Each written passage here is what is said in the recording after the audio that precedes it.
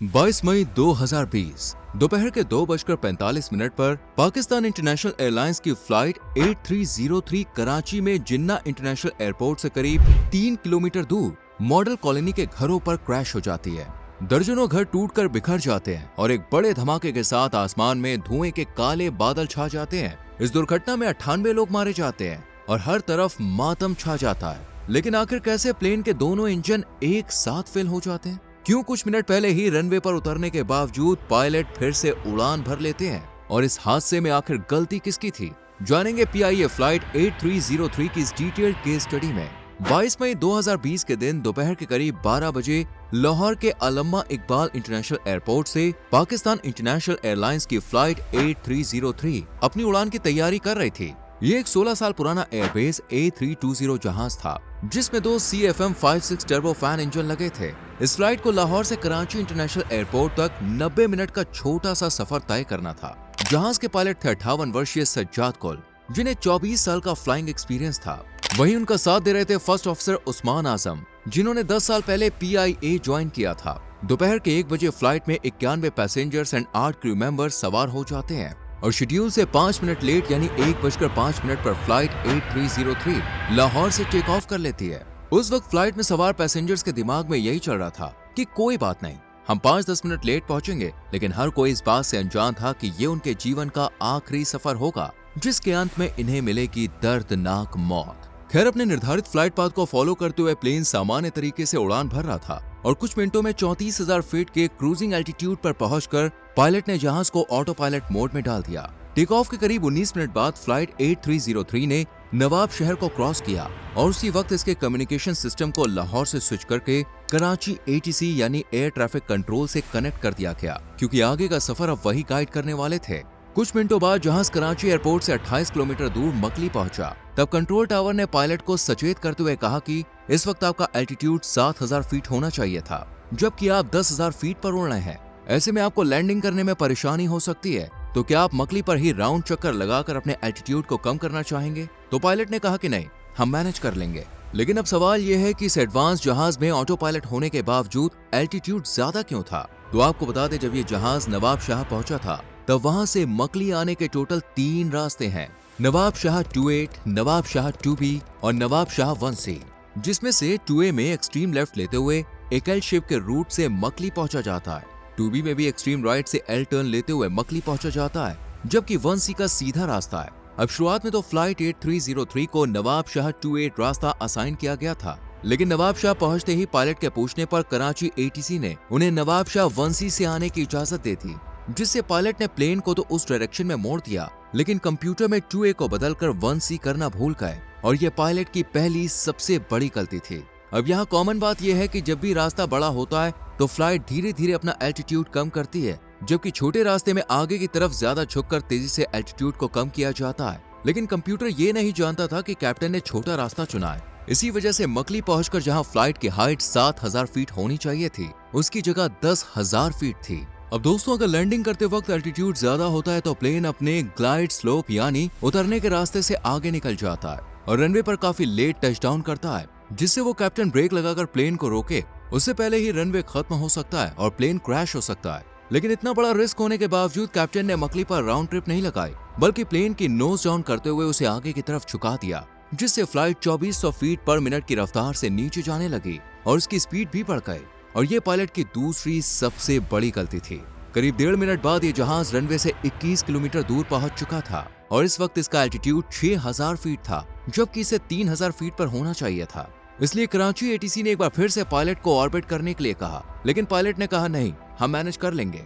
इससे साफ साफ पता चलता है कि कैप्टन ने इस लैंडिंग को अपने ईगो पर ले लिया था। खैर, एल्टीट्यूड ज्यादा क्यों था, इसकी खोज में कैप्टन जब फ्लाइट कंप्यूटर देखने लगे तब इन्हें पता चला कि वो कंप्यूटर में 2A रूट को चेंज करके 1C करना भूल गए थे। तभी उन्होंने फर्स्ट ऑफिसर से कहा कि अरे ये क्या हो गया, आप जल्दी से फ्लाइट का कंट्रोल मुझे दीजिए। इनकी ये बात एक कॉकपिट वॉइस रिकॉर्डर में रिकॉर्ड हो रही थी और कराची ATC ऑफिशियल ने भी इन्हें बात करते हुए सुन लिया था। तभी इन्होंने तीसरी बार कैप्टन से रिक्वेस्ट करते हुए कहा कि प्लीज आप ऑर्बिट लगा लीजिए, लेकिन कैप्टन ने इस बार भी इनकार कर दिया। इसी बीच फ्लाइट 8303 के पायलट से हुई तीसरी सबसे बड़ी भूल। दरअसल जब कैप्टन ने अचानक से फर्स्ट ऑफिसर से कंट्रोल ले लिया, तब फर्स्ट ऑफिसर से अपनी लैंडिंग प्रोसेस का अगला मोस्ट इंपॉर्टेंट स्टेप परफॉर्म करना बाकी रह गया, जो कि था लैंडिंग गियर खोलना, और कैप्टन इस बात से अनजान थे। इसी बीच तेजी से नीचे आने की वजह से एक वक्त पर फ्लाइट की स्पीड बढ़कर 600 किलोमीटर पर चली गई, जिस वजह से कॉकपिट में तेजी से वार्निंग अलार्म बजने लगा। लेकिन कैप्टन को यकीन था कि वो स्पीड कंट्रोल कर लेंगे, इसलिए उन्होंने इस अलार्म को इग्नोर किया। मगर जब फ्लाइट रनवे से अलाइन हो गई, तभी लैंडिंग गियर ना खोलने का भी अलार्म बजने लगा, लेकिन स्पीड अलार्म पहले से ही बज रहा था। इसी वजह से लैंडिंग गियर अलार्म पर कैप्टन का ध्यान ही नहीं गया। यहाँ पर आपको बता दें कि किसी भी एयरपोर्ट का ATC टावर फ्लाइट को कैमरास के जरिए बाहर से भी मॉनिटर करता है, लेकिन कराची ATC का फ्लाइट के लैंडिंग गियर्स पर ध्यान ही नहीं गया और उन्होंने कैप्टन को इन्फॉर्म नहीं किया, जो उनकी बड़ी भूल थी। यानी अब दोनों तरफ से गलतियां हो रही थी। खैर कैप्टन ने बिना पहियों के ही फ्लाइट को रनवे पर उतार दिया, लेकिन लैंडिंग में एक झटका महसूस हुआ और अगले 16 सेकंड्स में फ्लाइट 4 बार रनवे से टकराई, जिसका इम्पैक्ट फ्लाइट के दोनों इंजन पर आ रहा था। तभी डैमेज होने की वजह से इंजन से ऑयल लीक करने लगा और एक इंजन में धमाका हुआ। यहाँ पर गौर करने वाली बात यह है कि कॉकपिट में अनगिनत अलार्म्स बजने की वजह से कैप्टन ऑलरेडी काफी चिंता में आ गए थे। ऊपर से रोजा रखने की वजह से दोनों पायलट्स ने पिछले 9-10 घंटों से कुछ भी नहीं खाया था, जिसका इफेक्ट उनकी सोचने की क्षमता पर भी हो रहा था। ऐसे में डरते हुए फर्स्ट ऑफिसर चिल्लाने लगा कि कैप्टन फिर से टेक ऑफ करिए, और कैप्टन ने भी जहाज को फिर से ऊपर उठा दिया, जो पायलट्स की चौथी सबसे बड़ी भूल थी, क्योंकि रनवे पर रगड़ने की वजह से फ्लाइट का एक इंजन पहले ही फेल हो चुका था, जबकि दूसरे इंजन से भी काफी ऑयल लीक हुआ था। यानी अब एक इंजन पर फ्लाइट रनवे से दूर ऊपर उठती जा रही थी। कैप्टन ने कराची एयरपोर्ट का एक बड़ा चक्कर लगाकर फिर से लैंडिंग करने की परमिशन मांगी। तभी कंट्रोल टावर ने कहा कि हमने सभी रनवे खाली करवा दिए, आपको जहां सही लगे वहां लैंडिंग कर दीजिए। लेकिन इस ऑर्बिट के बीचों बीच हुआ एक बड़ा धमाका और फ्लाइट का दूसरा इंजन भी फेल हो गया।